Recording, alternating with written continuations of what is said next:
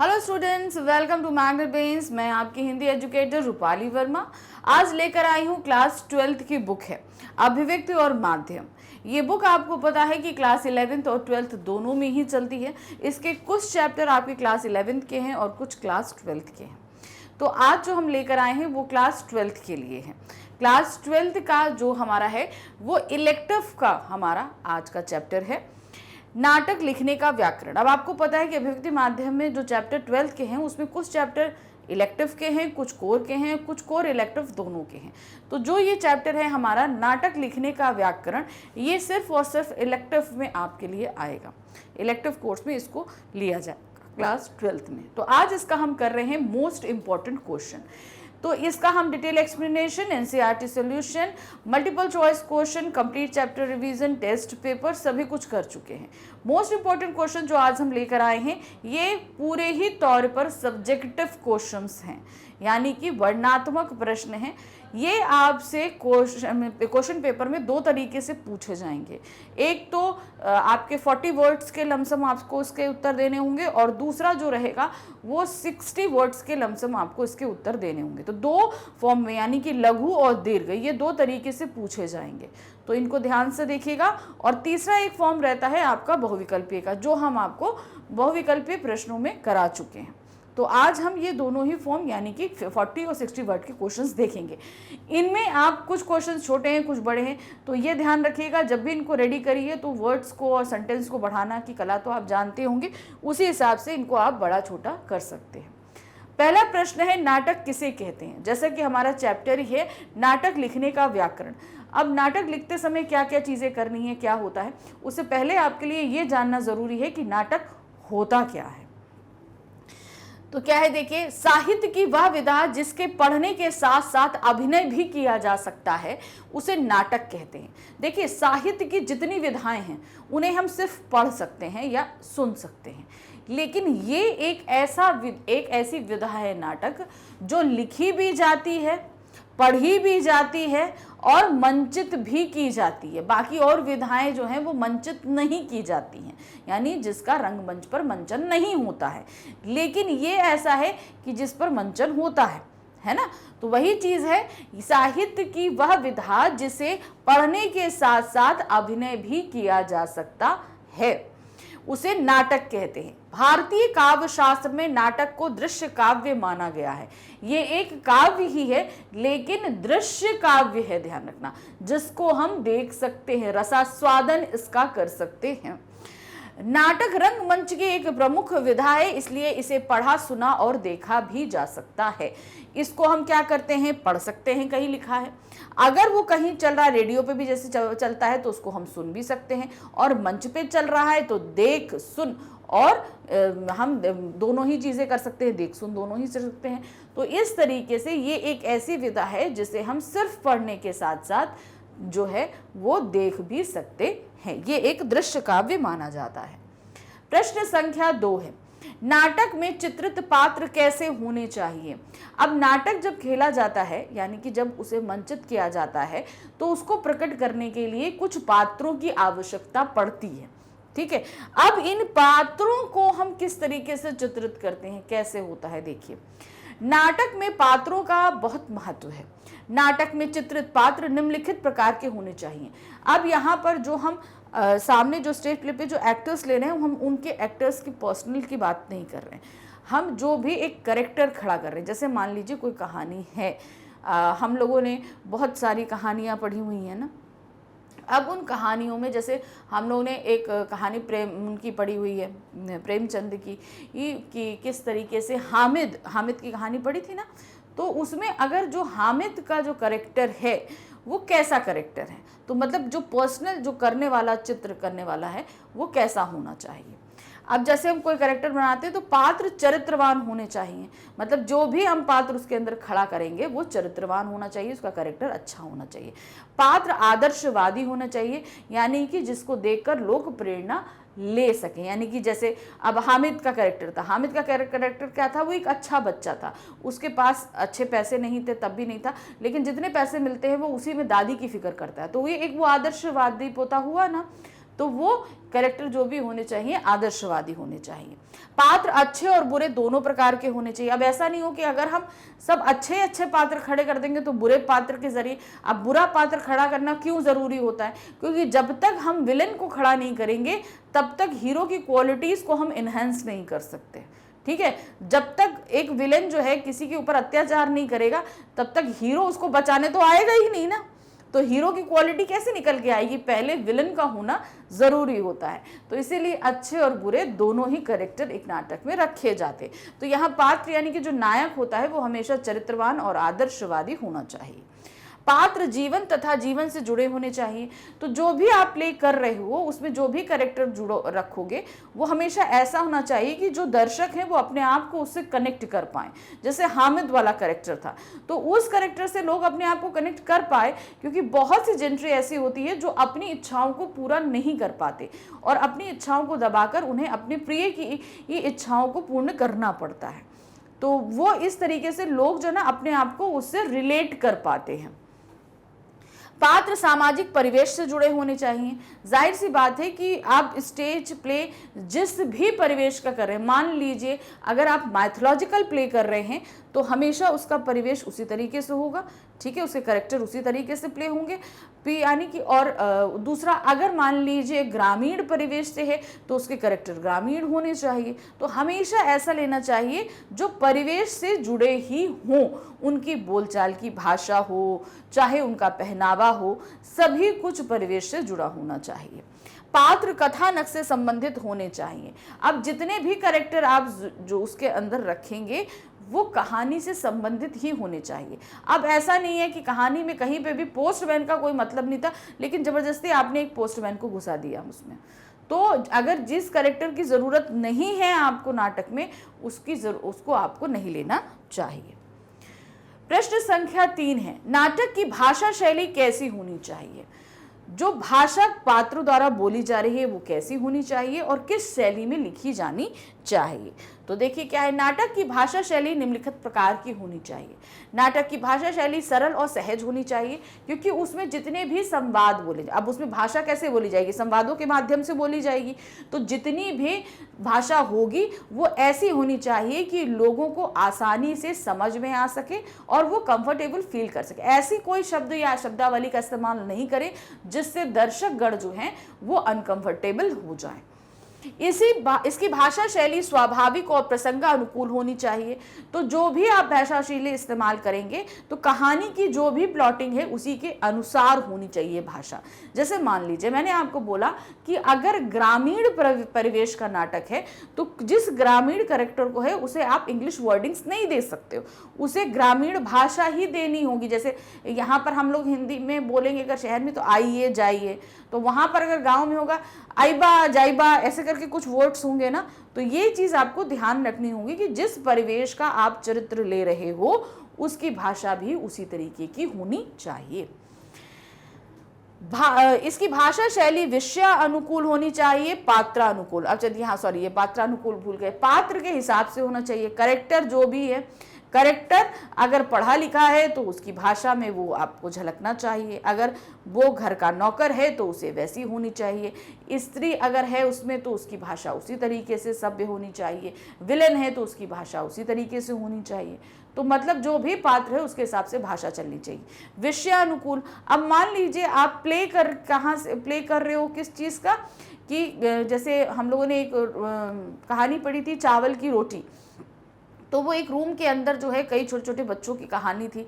तो उसमें आप ये ऐसा नहीं है कि आपने कोई भगवान डाल दिया या कुछ कर दिया, तो वो विषय से अलग हटके हो गया। जो भी विषय है कि चावल की रोटी के और उसको खाने और छिपाने को लेकर जो जद्दोजहद चल रही है उसी के हिसाब से आपको सारी भाषा रखनी है, उसमें आप अलग से कोई भाषा नहीं डालोगे। इसकी भाषा शैली संवादों के अनुकूल होनी चाहिए। तो जो भी संवाद आप दे रहे हो पात्रों को उनकी भाषा भी उसी हिसाब से होनी ही चाहिए। इसकी भाषा शैली सरस होनी चाहिए। सरस ऐसा यानी कि जिसमें लोग अपने आप को कंफर्टेबल महसूस कर सके, जिसमें लोग जो दर्शक हैं वो अपने आप को कनेक्ट भी कर सके। प्रश्न संख्या 4 है, नाटक और साहित्य की अन्य विधाओं में क्या अंतर है, संक्षेप में समझाइए। नाटक और साहित्य की अन्य विधाएं। तो ये चीज़ हमने आपको पहले क्वेश्चन में बता दी थी कि नाटक और अन्य विधाओं में बहुत बड़ा फर्क है। साहित्य की अन्य विधाएं सिर्फ पढ़ने और सुनने तक सीमित रहती हैं, जबकि नाटक जो एक ऐसी विधा है जिसे हम पढ़ भी सकते हैं, सुन भी सकते हैं और देख भी सकते हैं। और नाटक ऐसी विधा है जो पूर्णता प्राप्त करता है जब उसको मंचित किया जाता है या उसका मंचन होता है। तो देखिए क्या है, साहित्य में कविता, कहानी, उपन्यास, निबंध आदि विधाएं आती हैं। ठीक है, आप सभी देखिए साहित्य में ये सारी विधाएं आती हैं। नाटक भी साहित्य की एक प्रमुख विधा है, हम सभी को पता है, किंतु नाटक तथा अन्य विधाओं में बहुत अंतर है जो इस प्रकार है। तो एक प्रमुख अंतर तो मैंने आपको बता दिया कि इसे देखा, सुना, पढ़ा तीनों जा सकता है, जबकि साहित्य की अन्य विधा में जिसे हम देख और सुन सकते हैं खाली।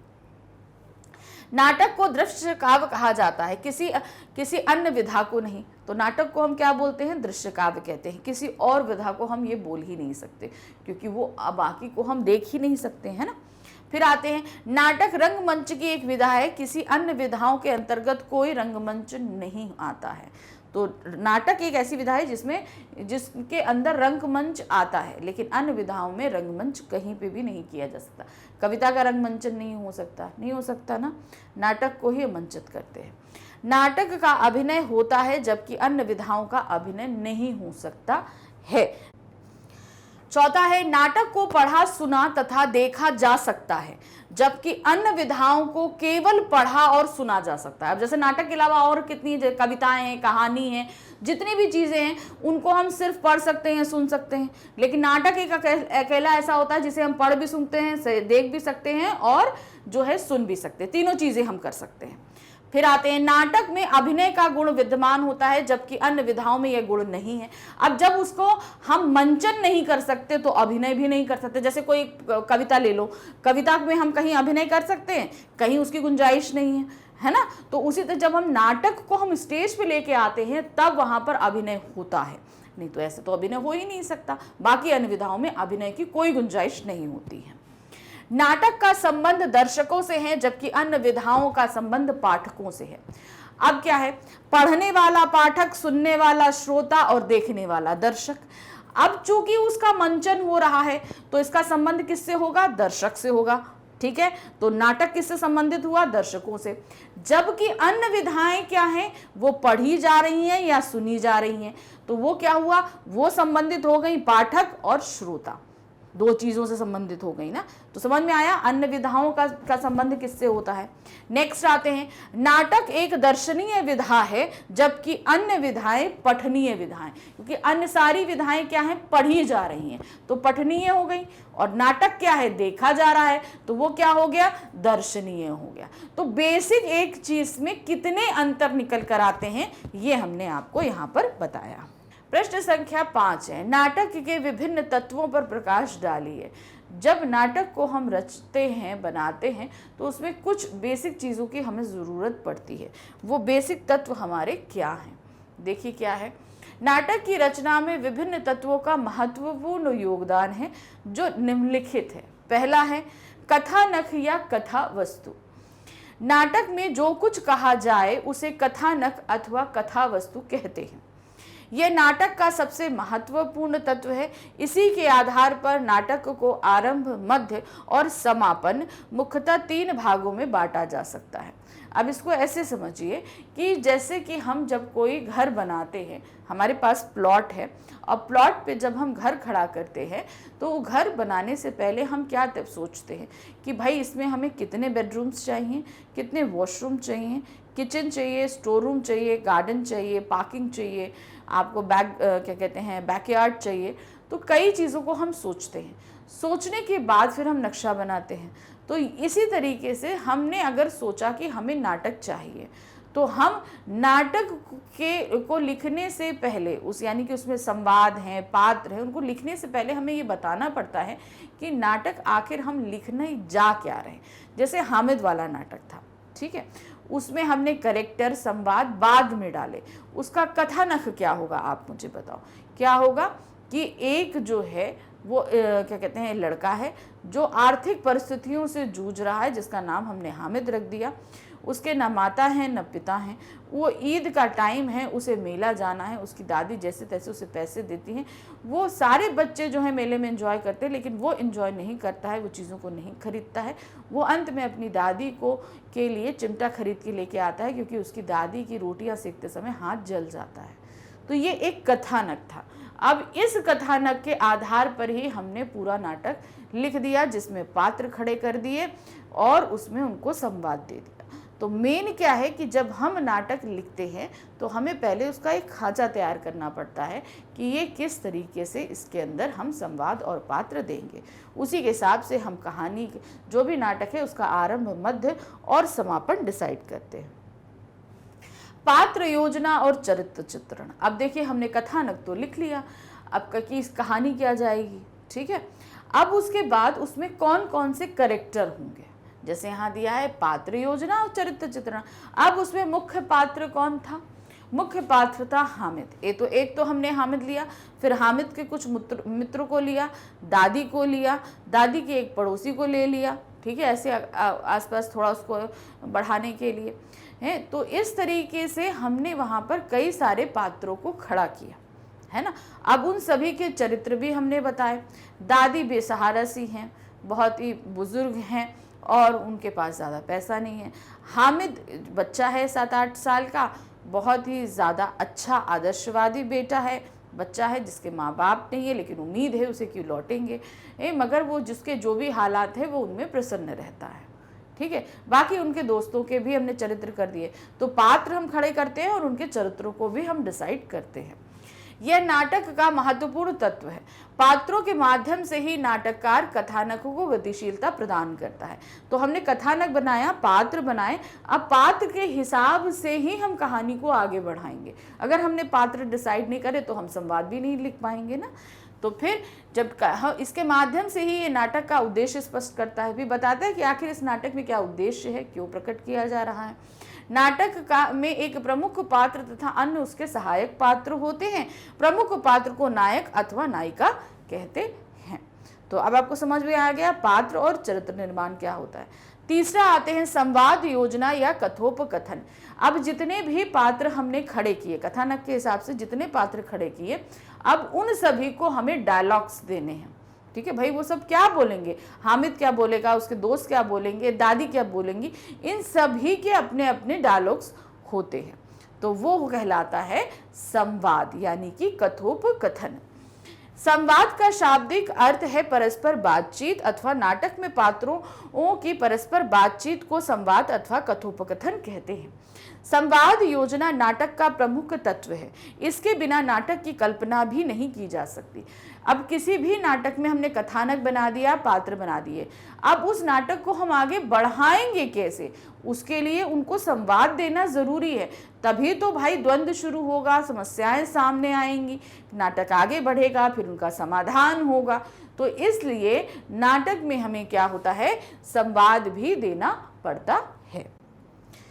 संवाद ही कथानक को गतिशील देता है, गतिशील बनाते हैं। अब गतिशील मतलब अब कथानक जो है वो तो रुका हुआ है, अब उसमें कैसे आगे बढ़ेगा। जब तक कथानक में संवाद नहीं देंगे वो आगे बढ़ेगा ही नहीं, वो अपनी जगह रुका रहेगा।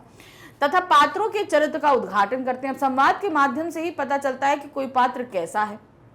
मान लीजिए कोई पात्र अच्छा है तो उसकी बड़ाई होती है, कोई बुरा है तो उसकी बुराई होती है, होता है कि नहीं होता है। उसके बारे में अच्छी अच्छी बातें कही जाएंगी, उसके संवाद खुद इस चीज को परिलक्षित करेंगे।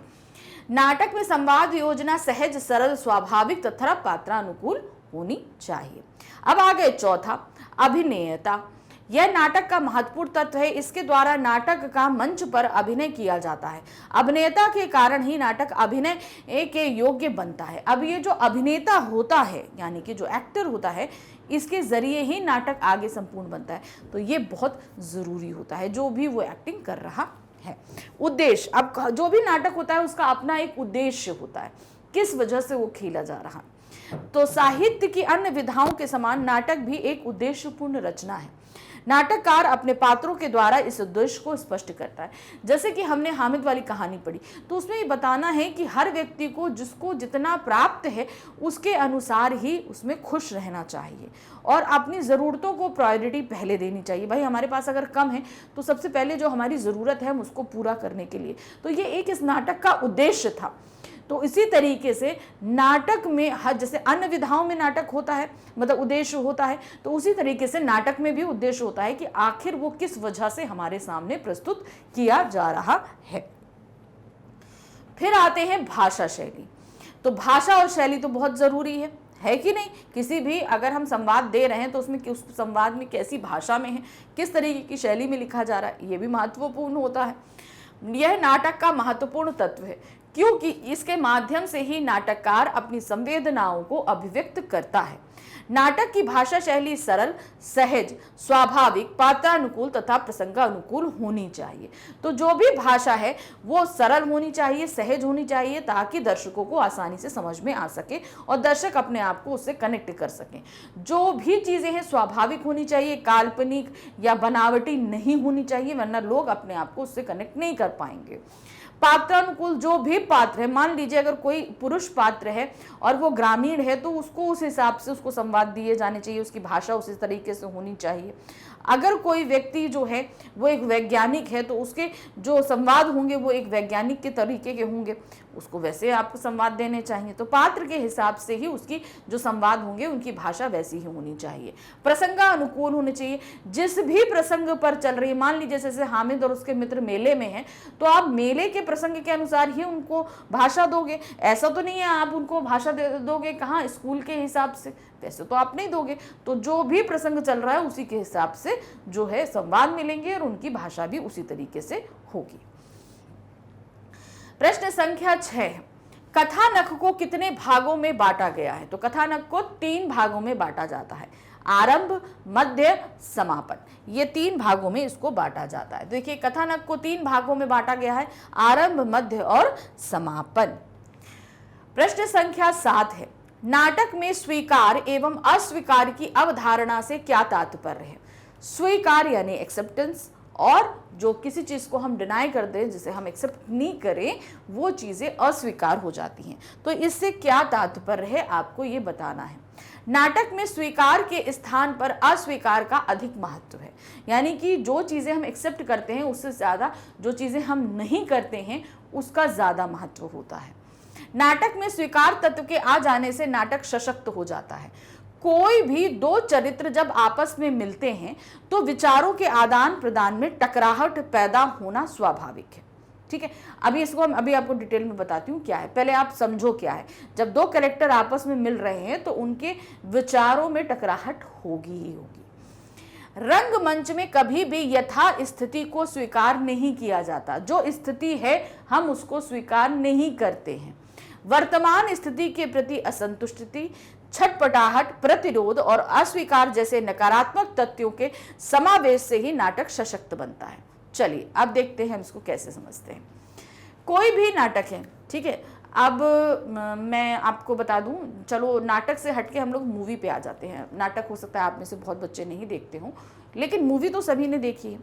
अब मूवी जब स्टार्ट होती है तो क्या होता है, सब कुछ बड़ा अच्छा है, हैप्पी फैमिली है, सब लोग खुश हैं। उसके बाद क्या होता है, मिडिल में आ जाओ, परेशानियां शुरू होती हैं। जो 2 कैरेक्टर आए आपस में, मान लीजिए 2 भाई हैं अगर परिवार में, तो उन्हीं में मतभेद हो गया, या माता पिता में मतभेद हो गया, या आप इसे समझ लो पिता और पुत्र में हो गया। ठीक है, तो जो चीज़ें उनके पास में हैं, मान लीजिए कि हमारे परिवार में की अर्निंग जो है वो 10,000 रुपये है, तो पूरे परिवार को उतने में ही गुजारा करना है। लेकिन जब नाटक या फिल्म आता है तो उसमें उस स्थिति से अस्वीकार हो जाता है। कहने का मतलब है हमें और पैसा चाहिए, हमें और चीजें चाहिए, उसकी वजह से घर में लड़ाई झगड़े ये सब शुरू हो जाता है। होता है कि नहीं होता है? पिक्चर्स में होता है ना।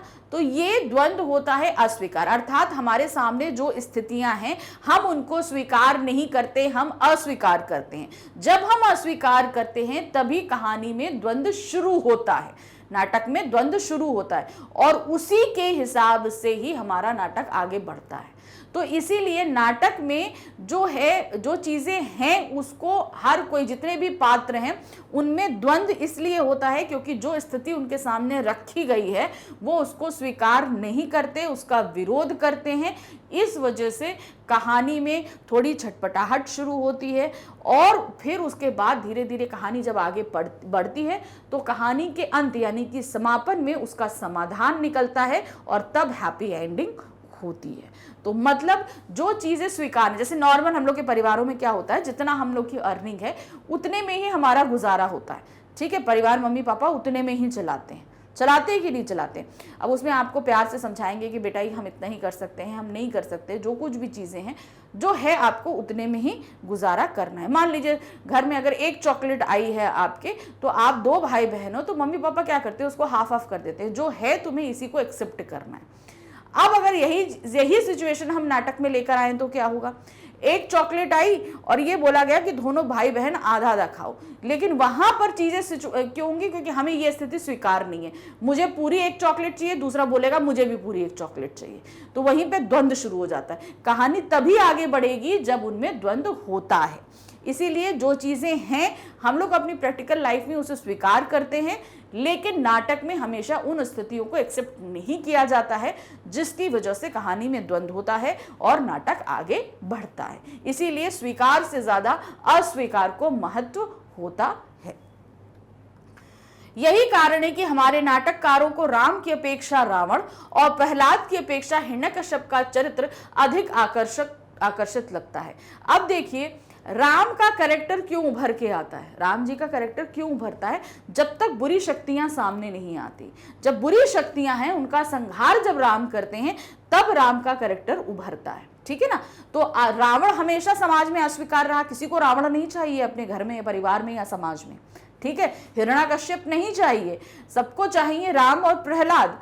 लेकिन उन सभी का कैरेक्टर कब उभरता है, जब ये विलन्स निकल के आते हैं, ठीक है ना। अगर ये विलन नहीं होंगे तो इनका जो स्वरूप है वो ज्यादा निखर कर नहीं आ पाएगा, लोग मतलब उसको बता नहीं पाएंगे, ठीक है। जैसे अब मान लीजिए कोई भी, जब वो छोटे थे तो विश्वामित्र जी उनको लेकर गए, वहां पर लड़ाई हुई, सब कुछ हुआ कि नहीं हुआ, तो वहां पर भी राक्षस थे, उनका वध उन्होंने किया। उसी तरीके से आप कृष्ण जी को ले लो, कृष्ण जी जब पैदा हुए तभी से कंस की नाक में दम किया, कारागार टूट गया, सब कुछ हुआ, उनका जन्म ही हुआ। फिर उसके बाद जब वो कहते हैं वृंदावन आ गए तो वहां पर क्या हुआ, वहां पे भी कितने लोगों ने उनको मारने की कोशिश करी। तो कृष्ण का कैरेक्टर बचपन से ही अगर उभरा तो उनमें राक्षसों का बहुत बड़ा हाथ रहा, जो उनका वध करने के लिए आए ना, पूतना आई, उसने भी उनको वध करने की कोशिश करी। तो उन सभी के कैरेक्टर क्यों निकल कर सामने आ रहे हैं, क्योंकि बुरी, जिनको हम समाज में स्वीकार नहीं करते, अस्वीकार करते हैं, उन्हीं के कैरेक्टर के माध्यम से हमारे हीरो का कैरेक्टर बाहर आता है निकलकर। इसके विपरीत जब किसी विचार व्यवस्था या तत्कालिक समस्या को किसी नाटक में सहज स्वीकार किया गया है तो वह नाटक अधिक सशक्त और लोगों के आकर्षण का केंद्र नहीं बन पाया है। तो यानी कि समाज में अगर जो चीजें अस्वीकार हैं, अगर हम उसी को कहानी में एक्सेप्ट करते हुए दिखा देते हैं तो वो कहानी जो है वो सशक्त नहीं बन पाती है। प्रश्न संख्या 8 है, समय के बंधन का नाटक में क्या महत्व है। एक बहुत बड़ा तत्व होता है वो है समय का बंधन, क्योंकि किसी भी व्यक्ति के कंसंट्रेशन की एक सीमा होती है, हम किसी एक सीमा तक ही बंद कर देख सकते हैं। तो अगर कोई भी नाटक है वो आपको एक समय सीमा के अंदर ही रखना पड़ता है, क्योंकि ज्यादा लंबा रहेगा तो लोग उस पर ज्यादा समय अपना नहीं दे पाएंगे। दृश्य काव्य विधा में समय के बंधन का विशेष महत्व है। नाटक कार्य को समय बंधन का अपने नाटक में विशेष ध्यान रखना चाहिए। तो जो नाटककार होता है समय का, उसके जब भी हम नाटक लिख रहे हैं तो ये ध्यान रखना है कि ये कितनी देर में खत्म हो जाएगा, इस चीज का ध्यान रखना पड़ता है। इस बात का दृश्य काव्य की रचना पर पूरा प्रभाव पड़ता है। समय का बहुत पूरा प्रभाव पड़ता है। नाटक को शुरू से अंत तक एक निश्चित समय सीमा के भीतर ही पूरा होना होता है। मान लीजिए अगर 1 घंटे का प्ले है तो उसे 1 घंटे के अंदर पूरा हो जाना है, ये ध्यान रखना है। बहुत लंबे नहीं होने चाहिए, तो जो हर एक सीन इतने मिनट का होना चाहिए, ये संवाद इतने सेकंड का होना, क्योंकि भाई अगर आप 1 घंटे के अंदर खत्म करना चाहते हो तो एक सीन को पहले आप मिनट्स में डिवाइड करोगे, हर संवाद को आप सेकंड्स में डिवाइड करोगे, तब कहीं जाकर आप उसे टाइमली खत्म कर पाओगे। यदि ऐसा नहीं होता नहीं तो नाटक से प्राप्त होने वाला रस, कौतूहल आदि प्राप्त नहीं हो पाएगा। अगर ये चाहते हैं कि दर्शक उस नाटक को एंजॉय करे तो उसे तय समय सीमा के अंदर खत्म करना है, क्योंकि अगर वो तय समय सीमा के अंदर खत्म नहीं हुआ तो दर्शकगण उससे रस का जो है आनंद नहीं ले पाएंगे। कारण क्या है, जितना लंबा होगा व्यक्ति बोरियत होने लगेगी और उसे मजा नहीं आएगा।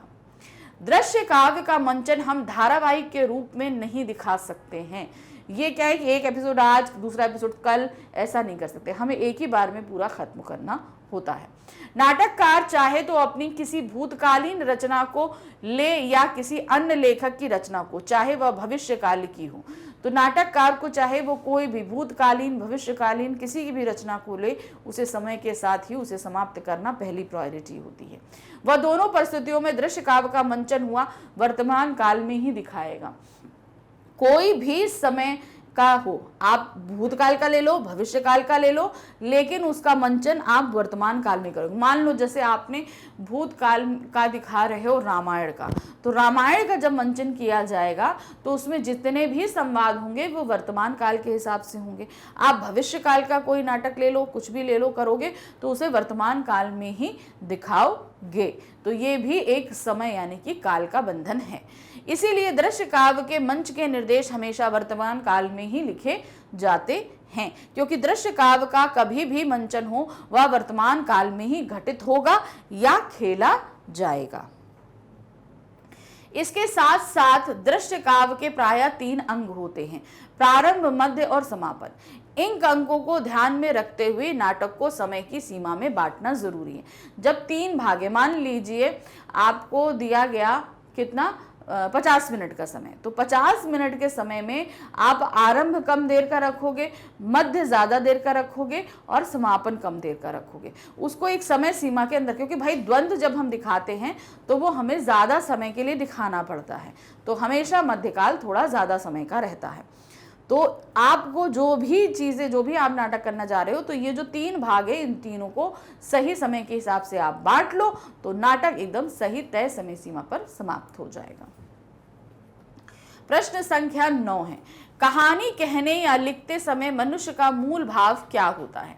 अब जब हम कहानी लिखते हैं तो उसमें कहने या लिखते समय हमारा मूल भाव क्या होता है, ये आपको बताना है। प्रत्येक मनुष्य में अपने अनुभव बांटने और दूसरे के अनुभवों को जानने की प्राकृतिक इच्छा है। अर्थात हम सब अपनी बातें किसी को सुनाना और दूसरों को सुनना चाहते हैं। इसीलिए ये कहा जा सकता है कि हर आदमी में कहानी लिखने की मूल भावना निहित है। ये और बात है कि कुछ लोगों में इस भाव का विकास हो जाता है और कुछ इसे विकसित नहीं कर पाते हैं। अब देखिए, कोई भी नाटक है, हम लोग नाटक देख रहे हैं, तो नाटक को हमेशा कहानी, कोई भी कहानी है उसी को हम नाटक में रूपांतरित करते हैं। तो अब ये कहानी पैदा कहाँ से होती है? कहानी हमारे मन के भावों से पैदा होती है। तो हम जैसे अब हम ही हैं, हम अपने मन की बात आपको बताना चाहते हैं, तो हम कैसे बताएंगे? उसको एक कहानी बनाकर ही बताएंगे ना, कि हम यहाँ गए थे, हमें ऐसा लगा, वैसा हुआ, जो कुछ भी हुआ, तो हम उसको कहानी बनाकर बता रहे हैं आपको। तो हमारे अंदर तो मूल भावना है ना कहानी बनाने की, लेकिन उसको अच्छे से हम अगर लिखना चाहते हैं तो ये कुछ लोगों में ही विकसित हो पाती है और कुछ लोगों में विकसित नहीं हो पाती। तो जो नाटक है उसका मूल एक कहानी होती है। कहानी का भाव हर व्यक्ति के अंदर होता है। प्रश्न संख्या 10, नाटक विधा में समय, शब्द और कथ्य का महत्व बताइए। समय, शब्द और कथ्य। समय तो अभी हमने देखा कि क्या होता है, समय बहुत जरूरी है किसी भी नाटक के लिए, उसको एक जो तय समय सीमा होती है उसके अंदर खत्म करना होता है। दूसरा होता है शब्द। कोई भी नाटक जो है वो शब्दों के माध्यम से ही संवाद का रूप ग्रहण करता है, इसलिए शब्दों का चयन भी बहुत सोच समझकर करना चाहिए, सरल होने चाहिए, सहज होने चाहिए, क्लिष्ट शब्दों का इस्तेमाल नहीं करना चाहिए, क्योंकि नाटक जो लोग देखने आते हैं वो अपने आप को उससे कनेक्ट करते हैं। अगर वो उनको समझ में नहीं आएगा तो वो नाटक आपका फ्लॉप हो जाएगा। नेक्स्ट है कथ्य। कथ्य भी बहुत ज़रूरी है। किसी नाटक का अगर हम कथ्य नहीं लिखेंगे, उसको सही ढंग से नहीं लिखेंगे, तो हम उस नाटक को आगे बढ़ा ही नहीं पाएंगे। ना उसमें हम पात्र दे पाएंगे, ना संवाद दे पाएंगे, ना परिवेश दे पाएंगे, हम कुछ दे ही नहीं पाएंगे। इसलिए कथ्य भी बहुत ज़रूरी होता है। देखिए, पहला क्या है? समय। नाटककार को समय का विशेष ध्यान रखना पड़ता है। उसे एक निश्चित समय सीमा में ही नाटक पूरा करना पड़ता है। दर्शकों के धैर्य को देखकर ही नाटक की समय अवधि निर्धारित की जाती है। भाई, अब कहीं पर ऐसा बहुत सारे लोग होते हैं कि बहुत इंटेलेक्चुअल रहते हैं, तो वो अब उनके पेशेंस अच्छे होते हैं। कुछ लोग होते हैं भाई, एक बिजनेसमैन कम्युनिटी के होते हैं, उनके अंदर इतना पेशेंस नहीं होता। तो यही चीज़ यहाँ पर बताई गई है कि आपको ये देखना है कि आपके ज़्यादातर दर्शक किस एरिया से आते हैं, उनके धैर्य की सीमा क्या है, तो उसी के हिसाब से नाटक की समय सीमा को निर्धारित करना चाहिए। क्योंकि अगर आपने उसके हिसाब से नाटक की समय सीमा को निर्धारित नहीं किया तो लोगों का धैर्य टूट जाएगा और वो आधे ही नाटक को छोड़कर चले जाएंगे, वो नहीं देखेंगे उसे। दूसरा है शब्द। नाटक का दूसरा महत्वपूर्ण तत्व है शब्द। शब्द नाटक का शरीर होता है, अतः नाटककार को सांकेतिक भाषा का प्रयोग करना चाहिए। व्यंजनापरक शब्दों का प्रयोग नाटक की रोचकता में वृद्धि करता है। तो शब्द हमेशा ऐसे होने चाहिए जो थोड़े से सभ्य हों, सरल हों, और अगर आप नाटक को ज़्यादा अच्छा करना चाहते हो तो व्यंजनपरक शब्दों का इस्तेमाल भी कर सकते हैं। द्विअर्थी शब्दों का इस्तेमाल बिल्कुल भी नहीं करते हैं। तीसरा है कथ्य। कथ्य में क्या है? नाटककार को यह ध्यान रखना चाहिए कि नाटक मंच पर अभिनीत होगा, इसलिए सभी घटनाओं को क्रम से रखना चाहिए जिससे नाटक शून्य से शिखर की ओर विकास करे। इस प्रकार कथ्य को सही ढंग से प्रस्तुत करने में नाटक की सफलता निहित है। तो कथ्य जब भी हम लिखते हैं तो ध्यान रखिए, जिस सीक्वेंस में आपको नाटक लिखना है कथ्य भी उसी सीक्वेंस में होना चाहिए। जैसे कि हमने बताया था हामिद वाला, तो हामिद में सुबह बताया था भाई ईद के समय जो माहौल है वो बताया, फिर हामिद को तैयार होते बताया, दादी की चिंता बताई, फिर हामिद के मित्रों को दिखाया। तो सब एक एक करके जिस सीक्वेंस में है उसी सीक्वेंस में कथानक लिखा जाता है और उसी हिसाब से जो है नाटक आगे बढ़ता है। अगर कथानक सही तरीके से नहीं लिखा जाएगा तो नाटक भी सही तरीके से आगे नहीं बढ़ पाएगा।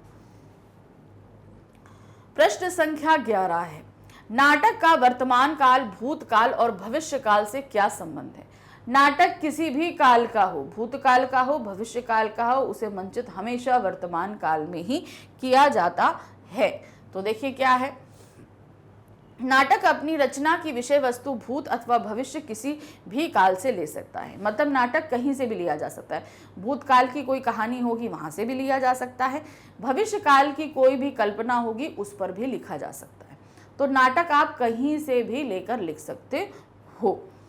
नाटक का काल कोई भी हो, परंतु नाटक एक विशेष समय में एक विशेष स्थान पर वर्तमान काल में ही घटित होगा। नाटक भूतकाल का हो, भविष्य काल का हो, वो जिस भी परिवेश में है वही परिवेश के साथ वो हमेशा वर्तमान काल में ही घटित होगा। ये हो चुका था, ये होगा, ऐसा नहीं होता है। इसमें हो रहा है जैसे शब्दों को दिखाया जाता है, ऐसे ही संवाद लिखे जाते हैं। जैसे नाटक में कोई ऐतिहासिक या पौराणिक कहानी को हम वर्षों पश्चात उसे पुनः मंच पर प्रत्यक्ष घटित होते ही देख सकते हैं। कोई भी पुरानी का, जैसे हमने बोला रामायण, महाभारत, गौतम बुद्ध, प्रहलाद, कोई भी कहानी अगर हम स्टेज पे दिखाते हैं तो वो तो अभी घटित होते दिखा रहे हैं ना, तो वो हमें क्या दिखा रहे हैं? वर्तमान के हिसाब से ही उसको दिखाएंगे। प्रश्न संख्या 12 है, संवाद नाटक के प्राण होते हैं, सिद्ध कीजिए। सही बात है, संवाद। अब कोई भी कथानक लिख दिया, हमने करेक्टर दे दिया, अगर हमने करेक्टर को संवाद नहीं दिए तो क्या वो नाटक आगे बढ़ेगा?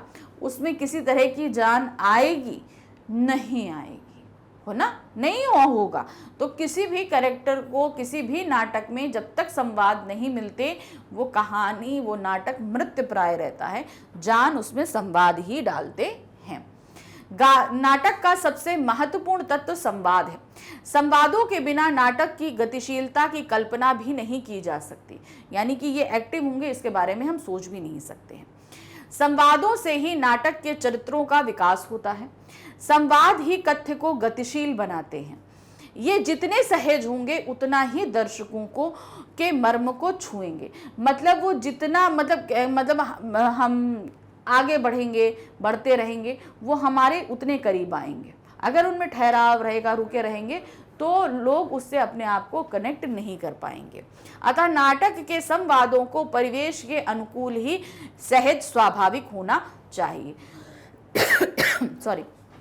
तो जितने भी पात्रों को संवाद मिल रहे हैं, जो भी परिवेश है, जैसे मैंने बोला, मान लो कि अगर प्रहलाद और हिरण्यकश्यप की कहानी दिखाई जा रही है तो उसके परिवेश के अकॉर्डिंग ही होना चाहिए। अब उसमें हम हिरण्यकश्यप को पापा तो नहीं बोलेंगे, हम क्या बोलेंगे? पिताश्री बोलेंगे, माताश्री बोलेंगे ना। तो वहां पर जितने संवाद हैं, जितने भी आप संवाद दोगे, वो उस परिवेश के हिसाब से होने चाहिए जिस भी काल का हम नाटक कर रहे हैं। तब जितना सहज स्वाभाविक होना चाहिए, तभी वे दर्शकों को बांधने में सफल होंगे और नाटक की सार्थकता भी तभी सिद्ध होगी। नाटक भी तभी सिद्ध हो पाएगा जब वो परिवेश के अकॉर्डिंग होगा। अगर परिवेश के अकॉर्डिंग नहीं होगा तो लोग उससे अपने आप को कनेक्ट कर ही नहीं पाएंगे। प्रश्न संख्या 13 है, नाटक में शब्द चयन का महत्व बताइए। अब देखिए, किसी भी नाटक में जब हम संवाद देते हैं तो वो शब्दों के माध्यम से होता है। तो अब जब हम शब्दों का चयन क्यों इतना इंपॉर्टेंट है? क्योंकि शब्द हमेशा हमें ऐसे लेने हैं जो लोग अपने आप को उससे कनेक्ट कर पाए। द्विअर्थी अर्थों को नहीं लेना है, सभ्य शब्दों को लेना है। हाँ, तो देखिए क्या है, नाटक का महत्वपूर्ण अंग शब्द है। वैसे तो यह सभी विधाओं के लिए आवश्यक है, नाटक में ही नहीं, आप कोई भी विधा में चले जाइए, शब्द सभी में इंपॉर्टेंट है।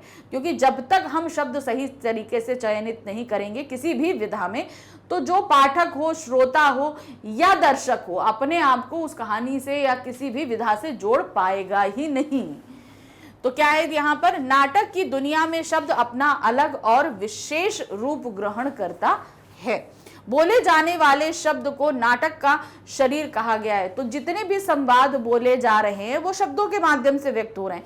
तो शब्द जो हैं वो हमेशा नाटक का शरीर ही कहलाते हैं। एक अच्छे नाटककार को कम शब्दों में अपनी भावना और विचारों को व्यक्त करने की कला आनी चाहिए। तो जो एक नाटककार होता है उसे हमेशा क्या होना चाहिए, कम शब्दों में ज्यादा से ज्यादा बातों को वो व्यक्त कर सके और जो भी उस पात्र की फीलिंग्स हैं, संवेदनाएं हैं, उसे लोगों के सामने पूर्ण रूप से रख पाए। तो जो भी नाटककार है उसका शब्द चयन में बहुत ही अच्छी पकड़ होनी चाहिए, शब्दों का उसे बहुत अच्छा नॉलेज होना चाहिए, तभी वो जो है लोगों को अपने आप से कनेक्ट कर पाएगा, ज्यादा संवेदनाएं, भावनाओं को व्यक्त कर पाएगा और बहुत ही कम शब्दों में ज्यादा चीजों को व्यक्त भी कर पाएगा।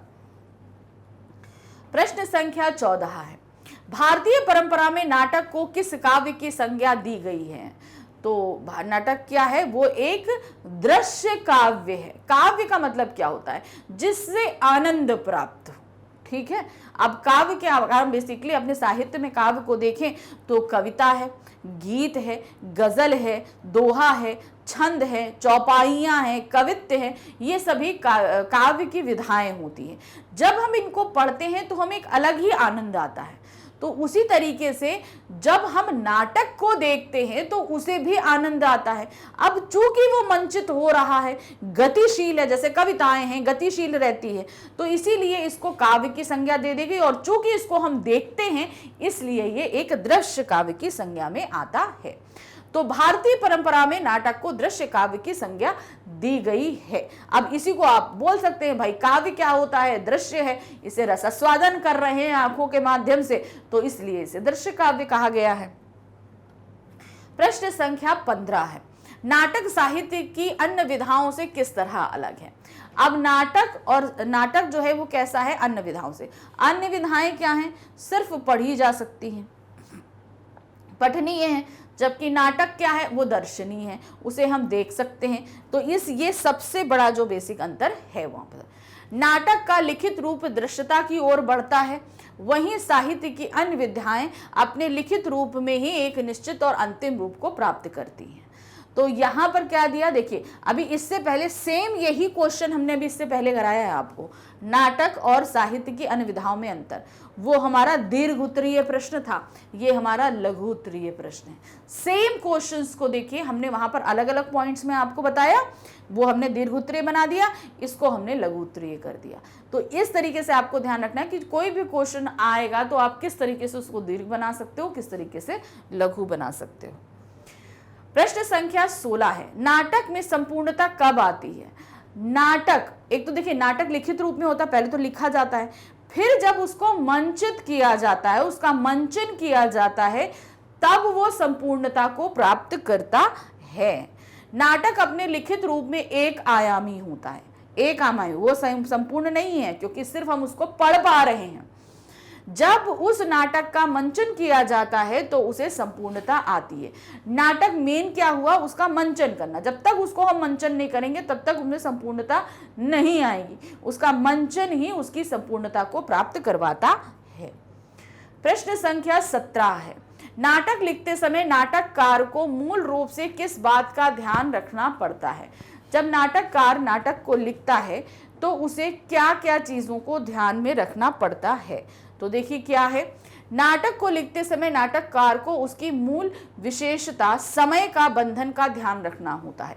अर्थात नाटक को शुरू से अंत तक एक समय सीमा के भीतर पूरा हो जाना चाहिए। नाटक में सारी चीजें बहुत जरूरी होती हैं, सब चीजें, कथानक, संवाद, शब्द, सब कुछ, लेकिन सबसे इंपॉर्टेंट होता है कि अगर उसको दर्शक देखेंगे नहीं और आधे में छोड़कर उठ जाएंगे तो वो नाटक बेकार हो गया। ठीक है, अब चाहे जितना अच्छा नाटक बना लो, अगर दर्शक उसे आधे में छोड़कर चले गए तो वो नाटक तो बेकार हो गया ना। हुआ बेकार कि नहीं हुआ? हुआ ना। तो इसलिए बहुत जरूरी है कि चाहे आप सब कुछ डाल दो, लेकिन उसे आपको एक समय सीमा में बांधना है, क्योंकि अगर आपने उसे एक समय सीमा में नहीं बांधा और वो समय से नहीं खत्म हुआ तो लोग उसको बैठकर नहीं देखेंगे। तो इसलिए सबसे, जब भी नाटककार नाटक को लिखे, हमेशा उसके कथानक को ऐसा सेट करे, उसमें संवाद ऐसे डाले कि वो निश्चित समय के अंदर खत्म हो जाए। ये पहला सबसे ध्यान रखने योग्य बात है। प्रश्न संख्या 18 है, नाटक को वर्तमान काल में ही संयोजित करना होता है का आशय स्पष्ट कीजिए। क्या है, नाटककार जो जितने भी नाटक होते हैं उसमें संवाद जितने भी दिए जाते हैं, जो कुछ भी कहा जाता है, उसे हमेशा वर्तमान काल में ही लिखना पड़ता है। ऐसा क्यों? इसका क्या मतलब है? क्योंकि भाई नाटक हम अभी प्रेजेंट में देख रहे हैं, कहानी चाहे भूतकाल की हो चाहे भविष्य काल की हो, अभी हो तो हमारे सामने अभी रही है। तो उस कंडीशन में इसलिए कहानी हमेशा वर्तमान काल में ही, नाटक जो है वो वर्तमान काल में ही घटित की जाती है, चाहे उसकी प्लॉटिंग कितनी भी पुरानी हो या कितनी ही आगे भविष्य की क्यों ना हो।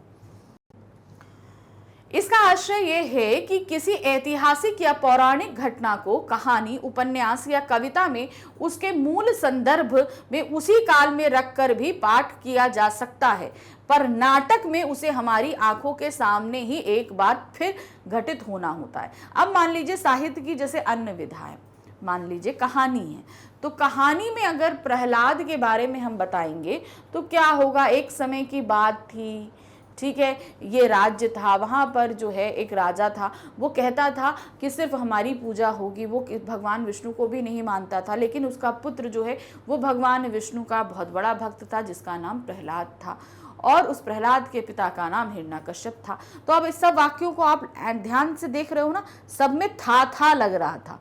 क्यों? क्योंकि ये भूतकाल में घटित हुई। उसी तरह दूसरी कहानी ले लो, 2022 आप इसे मतलब 2050 में जो है वो धरती में बहुत ज़्यादा पोल्यूशन बढ़ जाएगा, लोगों को सांस लेने में दिक्कत होने लगेगी, पीने की पानी की कमी हो जाएगी। अब इनके वाक्यों में आप देखो क्या होगा, इन सभी में क्या हो रहा है, भविष्य काल के वाक्य लग रहे हैं। तो कहानी में आपने देखा, कहानी में भूतकाल भविष्यकाल ये दोनों चीज़ें होती है।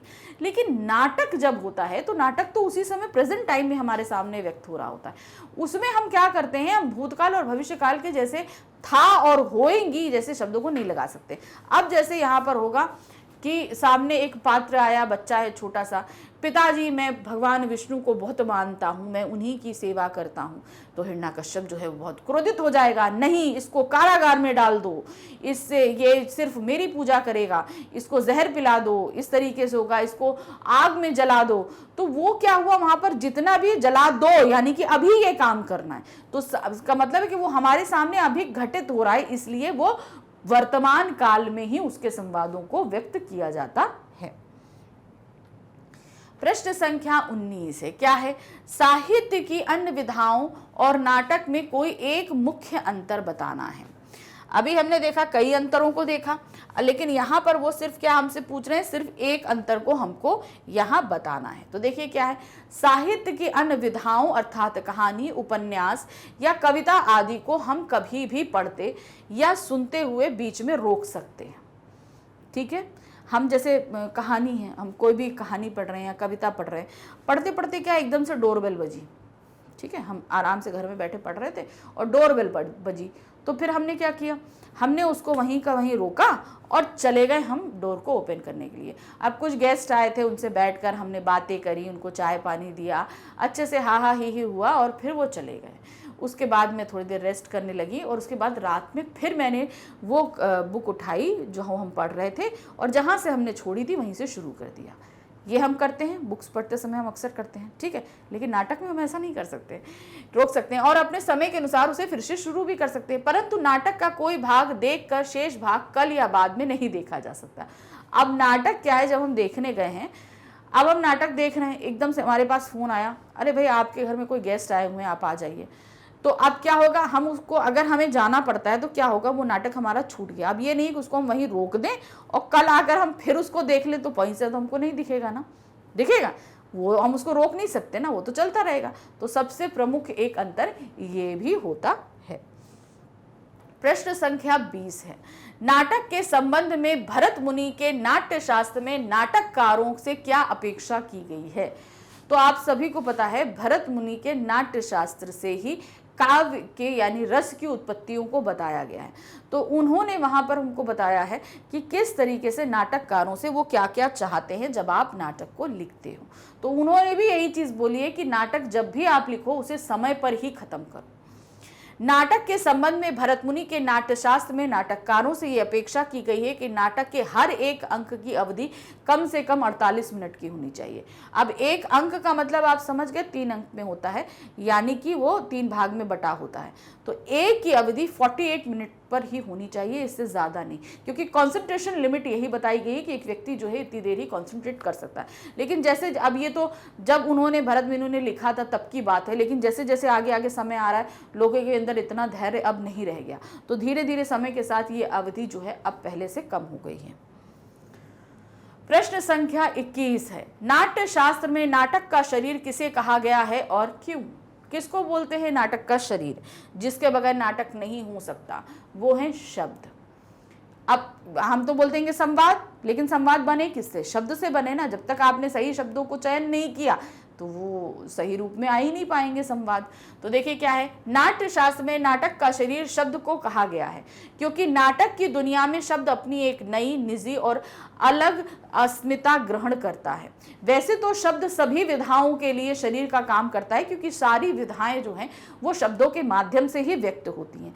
लेकिन नाटक में ये चीज़ ऐसी क्यों है, क्योंकि नाटक एक ऐसी विधा है जिसमें व्यक्ति की कंसंट्रेशन लिमिट के अकॉर्डिंग काम होता है, कि यानी कि जैसे हमारी जो धैर्य की जो सीमा है वो हम किसी हद तक, अगर कोई चीज़ हमारे लिए बोरियत है तो हम उसको नहीं देखेंगे, ठीक है। लेकिन अन्य विधाओं में क्या होता है, जो शब्द हैं अगर हमें समझ में नहीं आते हैं तो हम उनके अर्थों को खोज सकते हैं, उनके मतलब को हम खोज सकते हैं।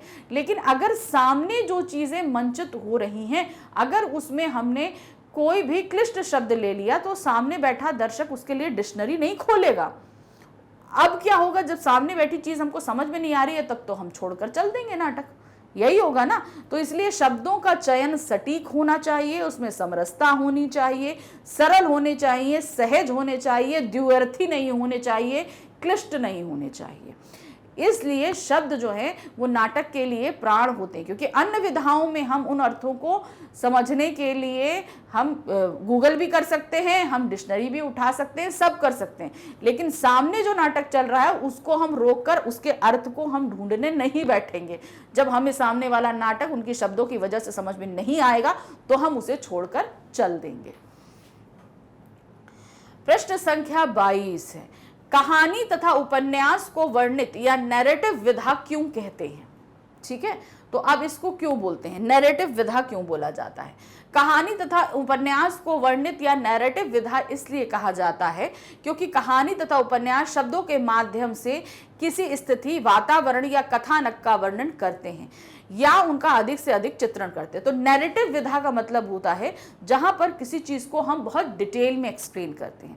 अब नाटक में ये काम हमसे नहीं हो सकता, नैरेटिव विधा नहीं हम अपना सकते, क्योंकि अगर हमने उस चीज को ज्यादा नैरेटिव करने की कोशिश करी तो सामने वाला जो हमारा दर्शक बैठा हुआ नाटक को देख रहा है वो उसके इतने ज्यादा वर्णन के कारण उसके अंदर बोरियत होगी और वो उसको उठकर चल देगा। अब बाकी कहानी और उपन्यास में क्या होता है, मान लीजिए कोई एक बैकग्राउंड है, ठीक है, गांव का या नदी किनारा बैकग्राउंड है, तो उसको हम कम से कम 1-1.5 पैरा में एक्सप्लेन कर सकते हैं, वर्णित कर सकते हैं।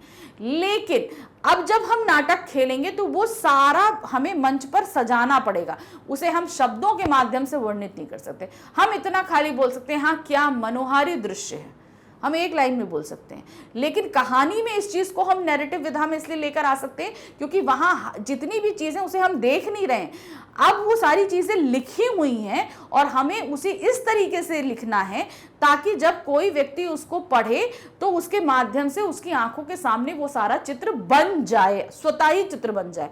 लेकिन नाटक में तो स्टेज पे ये सारा चित्र बना होता है, ठीक है ना, जैसे नदी का किनारा है, सूरज निकल रहा है, चिड़ियां चहचहा रही हैं, पेड़ में हरियाली है, फूल खिले हुए हैं, ये सारी चीजें हम कहानी में लिखेंगे, जबकि स्टेज पे ये सारा डेकोरेशन हमको करना पड़ेगा। समझ गए आप? प्रश्न संख्या 23 है, साहित्यिक विधाओं में कविता ही नाटक के निकट क्यों प्रतीत होती है? अब यहाँ पर बताया गया है जो ये साहित्यिक विधाएं हैं, ठीक है, नाटक भी एक साहित्यिक विधा है, कहानी भी है, उपन्यास भी है, कविता भी है, सब कुछ है, लेकिन कविता को नाटक के सबसे करीब बताया गया है। ऐसा क्यों है? साहित्य की विभिन्न विधाओं, कहानी, कविता, उपन्यास आदि में कविता ही नाटक के अधिक निकट इसलिए प्रतीत होती है क्योंकि कविता के शब्द बिंब और प्रतीक में बदलने की क्षमता रखते हैं। अब यहाँ पर क्या है देखिए, जो कविता के जो शब्द होते हैं, जो बिंब होते हैं और जो प्रतीक होते हैं, उनमें बदलने की क्षमता होती है। यानी कि हमारी जो एक सोच है किसी चीज़ को लेकर, ठीक है, सपोज जैसे कि हमने आपको बताया था ना बारिश के बादल, अब हम अगर बारिश के बादल देखते हैं तो हमें पानी याद आता है, कीचड़ याद आता है, ठीक है, गंदगी याद आती है। लेकिन कविता में हमारी सोच बदल जाती है, एकदम सुनहरा, मतलब काली घटाएं छाई हैं, पक्षी उड़ रहे हैं, ठंडी ठंडी हवा चल रही है, रिमझिम बारिश हो रही है। तो ये कविता में जब वर्णित किया जाता है तो ये हमें बहुत मोहक लगता है, ठीक है। तो हमारी जो एक सोच थी उस कविता ने हमारी उस सोच को बदल दिया। नाटक में भी यही चीज़ होती है। नाटक में क्या होता है, किसी भी चीज़ को लेकर हमारा जो पॉइंट ऑफ व्यू होता है, जैसे बहुत सारे नाटक जो है वो सामाजिक समस्याओं को लेकर उठते हैं, ठीक है। अब ये कुछ नाटक ऐसे होते हैं जो इन समस्याओं को लेकर हमें हमारा देखने का जो नज़रिया है उसको बदल देते हैं। बहुत सी ऐसी चीज़ें हैं, कहानी, जैसे फिल्म्स हैं, बहुत सारी फिल्म होती हैं, किसी चीज़ को हम जैसे देखते हैं वो हमारा नज़रिया बदल देती हैं। जैसे एक बहुत फेमस मूवी थी क्या कहना, उसमें जो चीज़ को प्लॉटिंग करके उठाई गई थी उसकी वजह से हमारी सोच को काफ़ी वृहत किया, सोचने के लिए मजबूर किया, क्या ये जो समस्या उठाई गई है उसमें क्या चीज़ होनी चाहिए, क्या नहीं होना चाहिए। तो वही चीज़ें नाटक के अंदर भी, नाटक भी ऐसी बहुत सी सामाजिक समस्याओं को उठाता है जिससे उसको देखने का हमारा नज़रिया बदल जाता है। इसीलिए कविता में भी हमारे नज़रिए को बदलने की जहाँ क्या कहते हैं कला होती है, वहीं नाटक के अंदर भी ये कला होती है। प्रश्न संख्या 24 है, नाटक की भाषा संबंधी विशेषताएं लिखिए। अब जो इसमें भाषा होती है इसकी संबंधी विशेषताओं को हमें व्यक्त करना है। नाटक की भाषा अधिक से अधिक संक्षिप्त और सांकेतिक होनी चाहिए।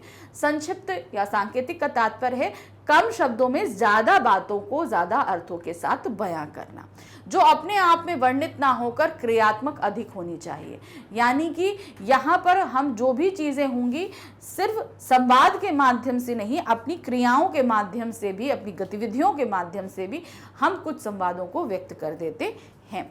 इसमें प्रयुक्त शब्दों में दृश्य बनाने की भरपूर क्षमता हो तथा वह अपने शाब्दिक अर्थ से अधिक योजना की ओर ले जाए। यानी कि इसमें हम जो भी शब्द चयन करें, जो भी संवादों को बनाएं, वो हमेशा कम शब्दों में ज्यादा चीजों को व्यक्त करें ताकि जिसे हम सोच समझ और इमेजिन कर सकें, और हमेशा क्रियात्मक होनी चाहिए ये चीज।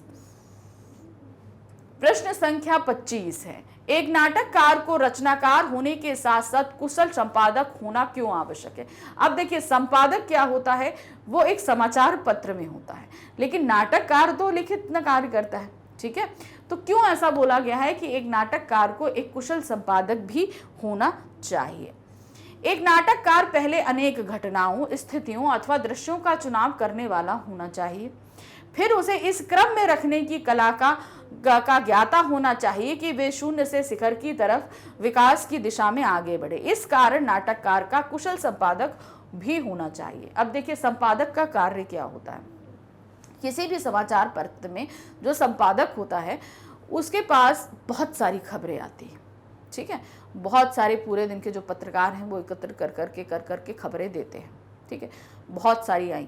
अब ऐसा थोड़ी ना कि उसने उठाई और सब छाप दी। अब उसमें वो सबसे पहले देखता है कि कौन सी खबर अच्छी है, वो कौन से पेज पर जानी चाहिए, जहां उसका प्रभाव अच्छा होगा। फिर उसमें जो भी मिस्टेक है उनमें सारी शुद्धि करता है और तब कहीं जाकर उसे सही जगह रखकर वो पेपर में छपने के लिए देता है। तो उसके अंदर ये कला होती है कि खबरों को सही तरीके से छांटना, वही करना। उसी तरह नाटककार के पास क्या होता है, वो एक कहानी अच्छी सोचता है, कहानी में वो पात्रों को लेता है, पात्रों को संवाद देता है, सारे परिवेश को सोचता है, सब कुछ करता है। तो ये सारी चीज़ों को सही क्रम से रखना, सही जगह पर सही संवादों का इस्तेमाल करना, सही चरित्र को लेकर आना, सही पात्रों का चयन करना, ये सारा काम एक नाटककार का होता है। तो अगर वो अपने इस काम में चूक जाता है तो क्या होगा, नाटक अच्छा नहीं जाएगा। उसी तरह अगर संपादक सही नहीं करेगा तो उसका पेपर बिकेगा नहीं, लोग पढ़ने का इंटरेस्ट नहीं लेंगे। तो इसीलिए कहा गया है कि एक नाटककार को एक अच्छा संपादक होना चाहिए। जिस तरह संपादक एक अपने कार्य को सुचारू रूप से, सुदृढ़ रूप से करता है, उसी तरह नाटककार को भी उसी तरीके से कार्य करना चाहिए। प्रश्न संख्या 26 है, रंगमंच को प्रतिरोध का सबसे सशक्त माध्यम क्यों कहा जाता है? पुराने समय से ही ये चीज चली आ रही है। अगर हम किसी चीज का प्रतिरोध दिखाना चाहते हैं तो उसका नाटक होता है। अब ऐसे देखिए, बहुत सारे नुक्कड़ नाटक होते हैं ना, जहां पर किसी चीज को अवेयर करने के लिए या प्रतिरोध करने के लिए भी किया जाता है। नाटक स्वयं में एक जीवंत माध्यम है, क्योंकि वहां पर जितने कैरेक्टर हैं वो सब जीवित है। ठीक है ना भाई, वैसे तो विरोध हम कविता के माध्यम से भी कर सकते हैं, कहानी के माध्यम से कर सकते हैं, लेख के माध्यम से कर सकते हैं, सबके माध्यम से कर सकते हैं। चूंकि नाटक एक जीवंत माध्यम है, इसलिए लोगों पर असर ज्यादा जल्दी डालता है। जब दो चरित्र आपस में मिलते हैं तो विचारों के आदान प्रदान में टकराहट पैदा होना अवश्य संभावी। इस कारण रंगमंच प्रतिरोध सबसे सशक्त माध्यम है। तो यहाँ पर बताया जैसे कि दो लोगों में प्रतिरोध होता है। जब कहानी आगे बढ़नी होती है तो दो लोगों में प्रतिरोध होता है, तब आगे बढ़ता है। अब मान लीजिए समाज में या किसी भी चीज़ से हम संतुष्ट नहीं हैं, हमको नहीं पसंद है कोई चीज़, तो उसके लिए हम सबसे सशक्त माध्यम नाटक को क्यों मानते हैं? क्योंकि हम जिस चीज़ से संतुष्ट नहीं है वो चीज़ें और खुद अपने आप को उस नाटक के अंदर हम डालेंगे, फिर उस नाटक में हमारा प्रतिरोध होगा, प्रतिरोध के बाद वो समस्या निकलेगी और इस प्रतिरोध को हम अगर दिखाना चाहते हैं तो रंगमंच पे रख देंगे और लोग इससे ज़्यादा प्रभावी होंगे, सोचने पर विचार करेंगे। इसीलिए इसको प्रतिरोध का सशक्त माध्यम माना जाता है, क्योंकि ये लोगों पर ज़्यादा प्रभावशाली इफेक्ट डाल सकता है, ज़्यादा प्रभावशाली ये माध्यम है, क्योंकि ये एक जीवंत माध्यम के रूप में निकल कर आता है। प्रश्न संख्या 27 है, उन तत्वों का उल्लेख कीजिए जो नाटक को सशक्त बनाते हैं। यानी एक नाटक, बहुत अच्छा नाटक किन सारी चीज़ों से बनता है। नाटक की असंतुष्टि, छटपटाहट, प्रतिरोध और अस्वीकार जैसे नकारात्मक तत्व होते हैं। ये तत्व नाटक को सशक्त बनाते हैं। कोई भी नाटक अगर शुरू से लेकर के आखिरी तक आप देखो, ये होगा कि उसमें सब कुछ अच्छा चल रहा है, सब लोग खुश हैं, सब लोग एंजॉय कर रहे हैं, तो वो नाटक कभी सक्सेसफुल नहीं होगा।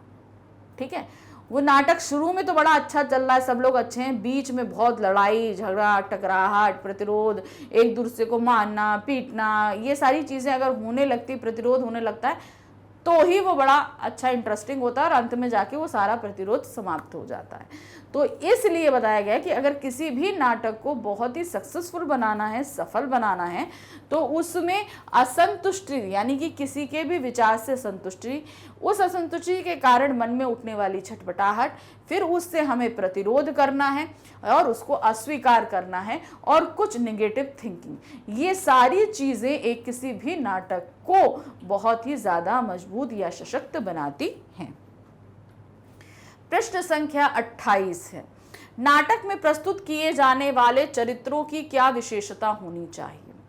अब जितने भी आप चरित्र लेकर आ रहे हो, हम यहाँ अभिनेता की बात नहीं कर रहे, हम बात कर रहे हैं जो पात्र आप खड़े कर रहे हो, उन सभी की क्या विशेषताएं होनी चाहिए। नाटक में जो चरित्र प्रस्तुत किए जाएं वे सपाट, सतही और टाइप नहीं होने चाहिए।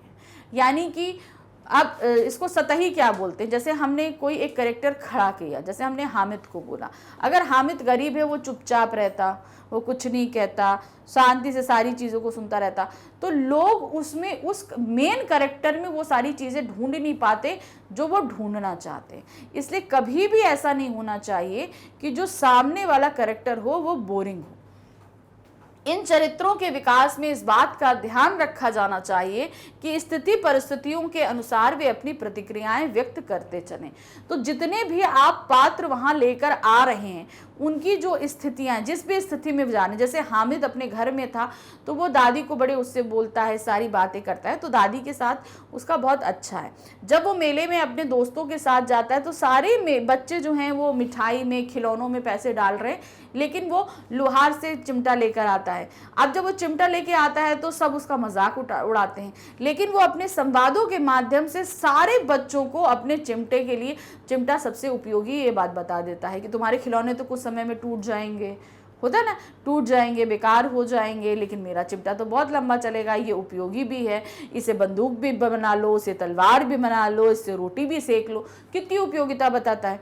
तो यहाँ पर जितने भी आप पात्र खड़े करोगे, उनके चरित्र हमेशा ऐसे होने चाहिए कि स्थिति जिसे भी हो, आप उस स्थिति और परिस्थिति के हिसाब से अपने आप को व्यक्त करने की कला को जानते हो। ऐसे पात्रों को वहां पर खड़ा करना चाहिए। प्रश्न संख्या 29 है, संवाद दर्शकों तक सरलता से कब संप्रेषित हो पाते हैं। अब देखिए, नाटक जो है वो संवाद के माध्यम से आगे बढ़ता है, ठीक है। अब ये संवाद ही दर्शकों तक पहुंचते हैं। अब ये किस तरीके से संप्रेषित होते हैं, तो देखिए क्या है, संवाद भले ही तत्सम या क्लिष्ट भाषा में लिखे गए हों, पर स्थिति एवं परिस्थिति के मांग के अनुसार यदि वह स्वाभाविक जान पड़ते हैं, तब संवाद दर्शकों तक सरलता से संप्रेषित हो जाते हैं। अब मान लीजिए कोई भी एक हमने पौराणिक कथा उठा ली, ठीक है, पुराणों से हमने कोई कथा उठाई, भगवान शिव की, ब्रह्मा जी, नारद मुनि, तो अब उनकी शब्दावली कैसी होगी, वो तत्सम युक्त होगी ना, जिनमें संस्कृत शब्दावली ज्यादा होगी, ठीक है। अब जब संस्कृत हम सुनेंगे तो शायद हमको समझ में नहीं आए, लेकिन क्या होगा, हम चूंकि करेक्टर के अकॉर्डिंग देख रहे हैं तो हर एक चीज हम स्वतः ही समझ जाएंगे। शब्दावली क्लिष्ट है, मुश्किल है, संस्कृत है, लेकिन तब भी जो हमारे सामने प्ले चल रहा है, शिव जी, ब्रह्मा जी और नारद मुनि, गणेश जी, कार्तिकेय जी, पार्वती जी, इन सभी का अगर जो रूप हमारे सामने आ रहा है, उसमें हम शब्दावली जो है वो नॉर्मल बोलचाल की दे ही नहीं सकते हैं। तो सबसे जरूरत होती है कि जो भी, जिस भी काल का या जिस भी प्लॉट की हमारा नाटक चल रहा है, शब्दावली हमेशा उसी तरीके से होनी चाहिए, क्योंकि अगर उसके अनुरूप शब्दावली नहीं रहेगी तो लोग अपने आप को उससे कनेक्ट नहीं, यानी कि संप्रेषित नहीं कर पाएंगे। जो बात हम बताना चाहते हैं वो लोगों तक हम नहीं पहुंचा पाएंगे। इसलिए सबसे पहला जो ज़रूरी काम है, कहानी जिस भी नाटक किसी भी काल का हो, संवाद शब्द वैसे ही होने चाहिए। अगर वो ऐतिहासिक है तो महाराजा जी पधार रहे हैं, उनके सम्मान में सभी खड़े हो जाएं, तलवारें निकाल ले, इस तरीके की जो शब्दावली है, ठीक है, वो आपको इस्तेमाल करनी है। अगर ग्रामीण भाषा में है तो ग्रामीण भाषा का इस्तेमाल करना है, तो लोग तभी उसको अपने आप से कनेक्ट कर पाएंगे, तभी वो संप्रेषित हो पाएगी। प्रश्न संख्या 30 है, पारसी नाटक के शिल्प की क्या विशेषता होती है। अब नाटक देखिए कई भाषाओं में होते हैं, भाई इतनी सारी भाषाएं हैं तो सभी भाषा में होगा, तो पारसी नाटक के शिल्प की क्या विशेषता होती है, अब आपको यहाँ बतानी है। पारसी नाटकों में शेर व शायरी बहुत अच्छी से लिखी जाती है। पारसी नाटकों का अपना एक अलग शिल्प होता है। यहाँ शेर व शायरी, गीत संगीत और अतिरंजित संवादों पर आधारित होती है, यानी कि इसमें थोड़ा म्यूजिक होता है, थोड़ी शायरियाँ होती है, ये सारी चीज़ें होती हैं। तो ये पारसी नाटकों की खूबियाँ होती हैं। तो इस तरीके से नाटक लिखने का व्याकरण संवाद जो पूरा हमारा पार्ट था, हमने यहाँ समाप्त किया। बहुत इंटरेस्टिंग पार्ट था, काफ़ी चीज़ें नाटक के बारे में हमने देखी, समझी, लेकिन अभी और भी पार्ट है जिन्हें लेकर हम जल्दी आपके सामने उपस्थित होंगे इनके मोस्ट इंपॉर्टेंट क्वेश्चंस के साथ। लेकिन एक ज़रूरी इन्फॉर्मेशन ये है कि मैग्नेट बेन्स जो है वो आपको 100% फ्री एजुकेशन देती है, किंडरगार्टन से लेकर क्लास 12 तक को। ये आप सभी को अच्छे से पता है, लेकिन ये सारे ही फ्री वीडियोस आपको 3 जगह से मिलते हैं, यूट्यूब से, हमारी वेबसाइट मैग्नेटब्रेन्स से, magnetbrains.com पे, और हमारे ऐप को आप प्ले स्टोर से डाउनलोड करके भी देख सकते हैं। लेकिन जो सबसे इन्फॉर्मेशन ज़रूरी है वो ये है कि जब हम ऑनलाइन पढ़ते हैं तो हमें बहुत सारी परेशानियों का सामना करना पड़ता है, यानी कि जैसे हम कनेक्टिंग टॉपिक्स नहीं ढूंढ पाते, जो चैप्टर हम देखना चाहते हैं वो नहीं ढूंढ पाते, तो उस कंडीशन में हम थोड़ा सा परेशान होते हैं, हमारा टाइम बहुत वेस्ट हो जाता है। लेकिन जब आप हमारी वेबसाइट और ऐप पर आएंगे तो आपको ये परेशानी का सामना नहीं करना पड़ेगा। यहाँ पर हर एक चीज़ आपके लिए बहुत सिस्टमेटिक ढंग से अरेंज की गई है, यानी कि आप किसी भी क्लास में हैं, कोई भी सब्जेक्ट में हैं, यहाँ पर आइए। सबसे पहले आपको अपना मीडियम सेलेक्ट करना है। मीडियम सेलेक्ट करने के बाद सारे क्लासेस हैं, अपना क्लास सेलेक्ट कीजिए, सब्जेक्ट सेलेक्ट कीजिए, बुक सेलेक्ट कीजिए, चैप्टर सेलेक्ट कीजिए। जैसे ही आप उस बुक के चैप्टर को सेलेक्ट कर लेंगे, हमारे सारे पैटर्न्स आपके जो हर चैप्टर के साथ हम देते हैं वो अवेलेबल है। सबसे पहले जैसे कोई भी चैप्टर आपने सिलेक्ट किया है तो उस चैप्टर का डिटेल एक्सप्लेनेशन रहेगा। फिर एनसीईआरटी बुक के जो क्वेश्चंस हैं वो आपके विद सॉल्यूशन यहाँ पर रहेंगे। फिर आपका कंप्लीट चैप्टर रिवीजन आएगा, जहाँ पर हम एक वीडियो ऐसा लेकर आते हैं जिसमें आप पूरे वीडियो को, पूरे चैप्टर को हम आपको अच्छे से एक्सप्लेन करते हैं शॉर्ट में। फिर उसके बाद जो है हम क्या करते हैं, आपके लिए मल्टीपल चॉइस क्वेश्चंस लेकर आते हैं। फिर आपके सामने subjective question most important questions के व्यू में रहते हैं, रूप में रहते हैं, वो सारी चीज़ें हो गई। और उसके अलावा हम आपको हर चैप्टर का टेस्ट पेपर भी अलग देते हैं, ताकि आप अच्छे से अपने आप को टेस्ट भी कर सको कि क्या चीज़ हमने समझा, क्या चीज़ नहीं समझा, ये सारी चीज़ें हो गई। फिर उसके बाद जो है एग्ज़ाम्स के दौरान जो है हम आपको मैग्नेटब्रेन्स सैम्पल पेपर्स भी देते हैं, ताकि आप अपने पूरे सब्जेक्ट को अच्छे से तैयार कर सकें। और ये सभी सब्जेक्ट्स के साथ रहता है। इसके अलावा प्रीवियस ईयर क्वेश्चन पेपर्स हैं, बहुत सारी ट्रिक्स हैं, टिप्स हैं, रिवीजन वीडियोस हैं, साथ ही बहुत सारे शॉर्ट्स भी आपको हम देते हैं। इससे आपकी पूरे एग्ज़ाम्स की प्रिपरेशन अच्छे से करा देते हैं। तो जहाँ पूरे साल हम आपके साथ हैं, वहीं एग्ज़ाम्स में भी आपके साथ अच्छे से बने रहते हैं। तो अच्छे से पढ़ाई करिए, अच्छे से मार्क्स लेकर आइए, और हम आपके साथ हैं ही। तो अभी अभिव्यक्ति माध्यम के और भी चैप्टर हमारे क्लास 12 के बाकी है ना, तो नेक्स्ट वीडियो में नेक्स्ट चैप्टर के साथ मिलते हैं। Thank you for watching, bye bye.